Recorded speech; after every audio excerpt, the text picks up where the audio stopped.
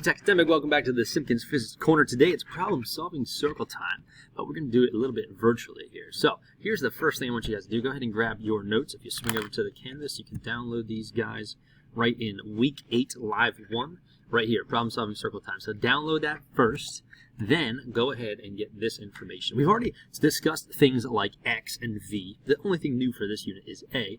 So we already know that X means position. It's measured in meters. XF would be final position, XI would be initial position. And we got things like velocity, VF and VI would be final velocity and initial velocity in meters per second. Acceleration would be in meters per second squared, and then of course your time would be in seconds. Not too crazy there. So I want you guys to do, the first thing is to go ahead and just write those down in your notes. Time is in seconds, it's at the bottom, but my frame is chopping it off. All right, let's go then to look at some word problems. But before we do that, I want to share some infinite wisdom with you. Sometimes what you don't know tells you more than what you do know. Sometimes what you don't know tells you more than what you do know.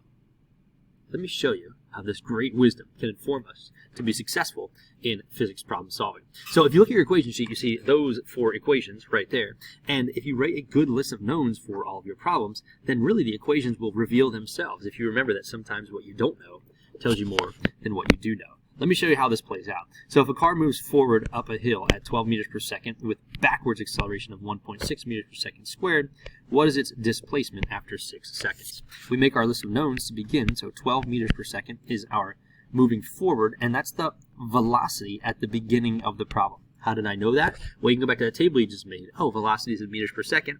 12 meters per second is also meters per second, so that's got to be velocity somehow. With a uniform backward acceleration of. Now, backwards indicates direction, and if it's going the opposite direction, I need to indicate that mathematically with a negative sign. So our acceleration is negative 1.6 meters per second squared. It says 6 seconds go by, and just a little pro tip here, if a problem doesn't specifically tell you where you started, you can always make the initial position 0 meters. Now, don't overgeneralize this. You can't always make the final, in fact, you never can make the final position 0. But you can always make xi equal to 0 if it doesn't tell you where you started. Now, let's go back to our mantra. If we want to find displacement, all right, displacement you'll recall is delta x, but that's really xf minus xi. And of course, if xi is 0, then the final position and displacement are pretty much the same thing, right? So we want to find xf. Well, ladies and gentlemen, let's go back to the mantra. Sometimes what you don't know tells you more than what you do know. What does that mean? Well, look at our list of knowns, the things that we do know. What don't we know? Sometimes the things we don't know tells more than what we do know.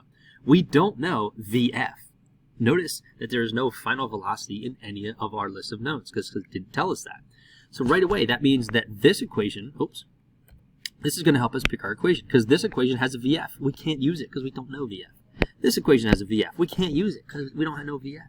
And this equation has a VF, so we can't use it because it has a VF. So do you see how what we didn't know, VF, just told us a lot about what we should know, is that we can't use any of those 3 equations because we don't know that final velocity. Additionally, we do have to have an equation with the thing we actually want to solve for in it. All right. So here it would look like this. XF equals 1/2 AT squared plus VI T plus XI. And we can go ahead and plug all our stuff in here. So 1/2 negative 1.6 meters per second squared times 6 seconds squared plus 12 meters per second times 6 seconds. And then we can make xi equal to 0. Oh, sorry about that. We can make xi equal to 0 if it doesn't tell us exactly the starting position that it wants us to use. So let me come back to my red pen here, and we'll say plus 0. There it is. So that's how we use what we don't know, VF, to pick what we should know or do know, which is which equation to use. So I'm going to hit pause here and calculate this for you. And what I want you guys to do is go ahead and hit pause right now and try to calculate the final answer, and then unpause when you get it. And if you do that, you're going to get, if you do it correctly in your calculator, you're going to get 43.2 meters. That's going to be your displacement after 6 seconds. Now, for the sake of just providing examples in this video, I'm not going to do part B. It would be a similar process. You just plug in 9 seconds everywhere instead of 6 seconds. Let's go to the next one. Determine the displacement of a plane that experiences uniform acceleration from 66 meters per second north to 88 meters per second north in 12 seconds.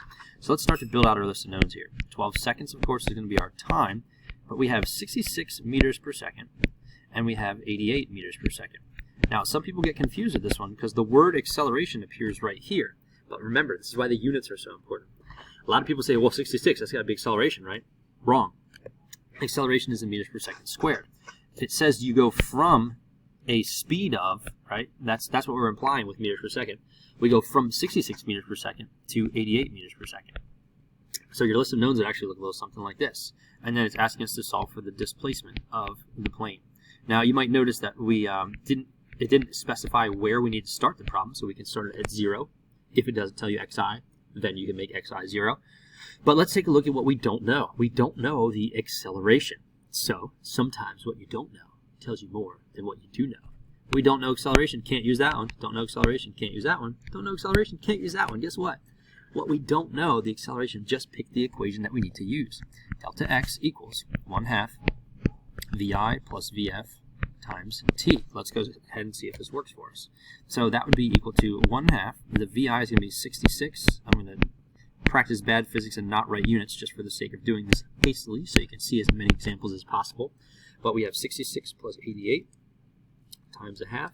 That would get us 77 right here, and 77 times 12 would get us our final answer. So 77 times 12 is going to be 924 meters. So that would be our final answer for the change in x, or x final, whatever you want to call it. Again, make a list of knowns, ask yourself, what do I not know, and then pick the equation that excludes that variable. So here we didn't know a, so all the equations with a were immediately ruled out. We knew which equation to pick. Sometimes what you don't know tells you more than what you do know. This airplane starts from rest and accelerates at this rate east for 30 seconds. What is its displacement? Okay, so from rest tells us that vi is 0 meters per second. Acceleration is 3 meters per second squared. The time t is 30 seconds. And it says what was the plane's displacement. So we can take a look at this one. Now, it didn't tell us where we started, so I can make xi equal to 0, because that's one of our rules. But remember, sometimes what you don't know tells you more than what you do know. And what we don't know is vf. So we can't use this one, we can't use this one, and we can't use this one. So we have to be able to use that one. So this looks like x final equals 1/2 at squared plus v initial t plus xi. And if we plug these in, 1/2, the acceleration was 3 meters per second squared. The time was 30 seconds. Don't forget to square only the time. Some people like to square that whole term. Make sure you're only squaring the thing that it's actually telling you to square, which is the time. Now, v initial is actually 0, so 0 times 30, of course, that's going to be 0, and so is this one. So this goes to 0, that goes to 0, and our final position here is going to be whatever that is. So let's go ahead and drop that in. 30 squared times 3 times 0.5. That's going to be 1,350 meters. Cool. How about this next one? All right, a race car is slowed with a constant acceleration of 11 meters per second squared opposite the direction of motion. So that's telling me A is negative 11 meters per second squared. If the car is going 55 meters per second, so initial velocity is 55 meters per second, how many meters will it travel before it stops? Okay, and then if it stops, that means that v final is 0, doesn't it? Because we're coming to a stop. Now, let's go ahead and take a look at this one. Sometimes what we don't know tells us more than what we do know. What does it not give us? It doesn't give us time. So we can't use this equation because it has time in it. We can't use this equation because it has time in it. And this equation has time in it twice, so we definitely can't use that one. So I guess what we don't know, time, just helped us to pick the equation that we need to use, which is this one. All right, so let's go ahead and take a look at how to plug things in here then. The v final is 0 squared equals v initial squared, so that's 55 squared plus 2 times negative 11. Don't forget to throw that in there. And then xf minus xi, well, that would just be xf, right? Because xi we can make 0 if we want to. Now, don't be an algebra noob when you do this. We have 0 equals 3,025 minus 22xf. Stop, all right? Some people want to take 3,025 and subtract 22 from it. You can't do that. That's not legal, all right, because these are connected together with multiplication. So the correct algebra steps for doing this, and this equation is going to be the hardest algebraically usually to get your answer out of, is you have to subtract 3,025 from both sides, and so that would look like negative, sorry, let me rewrite that. That would look like negative 3025 equals, see these would cancel out because we subtracted it, equals negative 22x final. Now hopefully you see that the next algebra step would be to divide both sides by negative 22. So our x final here is, oops, sorry, come back. Our x final is 3025 divided by 22. Our final x would be 137.5 meters. Okay, so remember the mantra. As you look at your equation sheet and you see word problems, underline the knowns, write the list of knowns with the variables. You can use that table on page 1 of our notes today if you need some help with how to figure out which units go with which variables. Then ask yourself the question, does what I don't know tell me more than what I do know? Does the variable that you don't have in your list, does that help you pick the right equation? It usually will. So what I'd like you guys to do now for the rest of this time, whether you're in class today, period 6-7, or you're at home, period 6-7, is what I would like you to do is to try out these next 3 problems. What you'll notice is that I've modeled one, and then you'll see another problem that different situation, different numbers, but it's going to have the same technique. Same with this one down here. You just kind of cut off on my video here, but number 2, right? That one is going to be matching with number 66, and number 3 is going to be matching with number 67. So I want you guys to try out these 3 problems and come back to the next time I see you. I'm going to ask you what are the answers for these. What did you get? A pro tip here, just to be careful. Anytime it says west, remember that has a negative connotation. So this would be a velocity initial of negative 30 meters per second, right? And then if it says if the drag from the water slows the boat, you think slowing, right, would be negative, but actually if you're moving negative already, then slowing acceleration would be in the positive direction. So I'm just going to give you a tip for number 1 there, because that is a trickier one with that whole west and slowing down thing. All right, so this is Mr. Simpkins in the Simpkins Physics Corner for Physics Academic. Have fun with your acceleration problem solving.